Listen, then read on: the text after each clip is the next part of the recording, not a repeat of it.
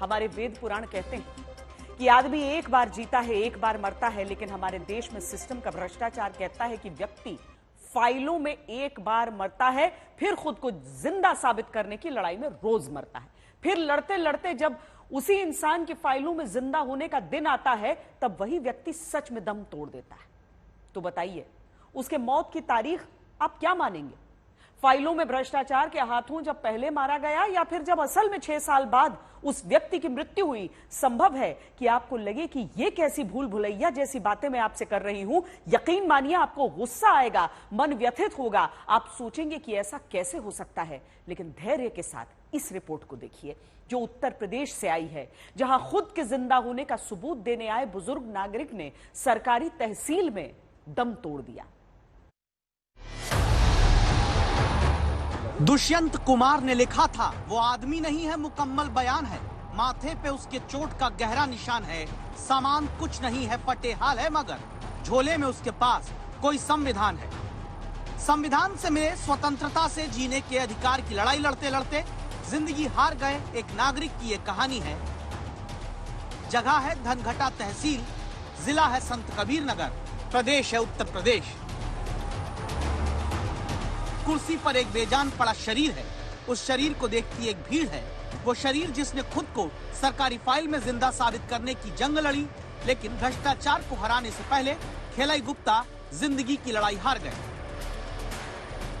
घर वाले कहते हैं 80 साल के खिलाई गुप्ता की मृत्यु मंगलवार 15 नवंबर 2022 को हुई।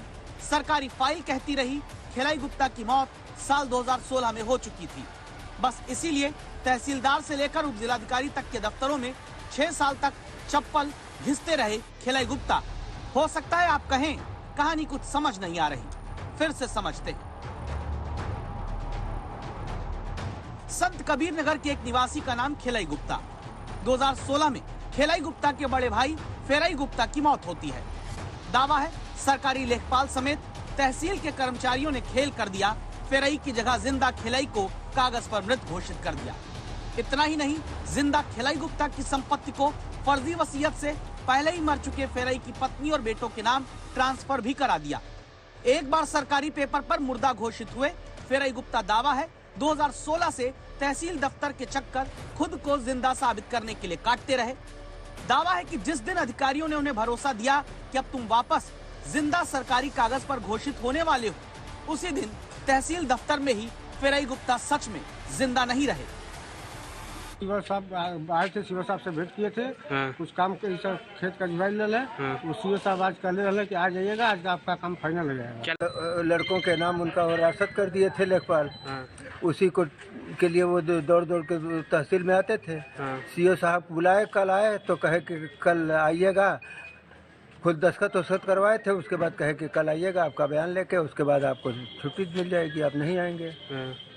तो आज वो आए, कचहरी में पहुंचते पहुंचते तो ही अंत हो गया। सरकारें 5 साल में पूरे प्रदेश देश की तस्वीर बदल देने का दावा करके वोट लेती हैं, और खिलाई गुप्ता संत कबीर नगर में भ्रष्टाचार की कलम से सरकारी कागज में मुर्दा कर दिए जाने के 6 साल बाद भी खुद को जिंदा साबित नहीं कर पाए। लड़ रहे थे बस, क्या कोई उनके लिए नहीं था? पंचायत सचिव होता है, प्रधान होता है, लेखपाल होता है, नायब तहसीलदार होता है, तहसीलदार होता है, एसडीएम होता है, लेकिन 6 साल तक कोई जिंदा रहते खिलाई को जिंदा साबित नहीं कर पाया। खुद के जिंदा होने की गवाही देने आते आते अब खिलाई गुप्ता की जान चली गई। धन्यवाद कहिए इस व्यवस्था का, जहां भ्रष्टाचार आपको जीते जी भूत बना देता है, और भूत खुद को जिंदा साबित करने की लड़ाई में सच में भूतकाल बन जाता है। हिंदू की मौत हो और आरोपी मुस्लिम हो तो दिल्ली तक प्रदर्शन होता है। मुस्लिम की मौत हो, आरोपी हिंदू हो तो मानवाधिकार की बातें होंगी। लेकिन गरीबी एक ऐसा धर्म है जिसके लिए ना कोई प्रदर्शन होता है, ना लड़ाई लड़ी जाती है, ना मानवाधिकार की बातें होती है। खिलाई गुप्ता ऐसे ही एक गरीब नागरिक थे।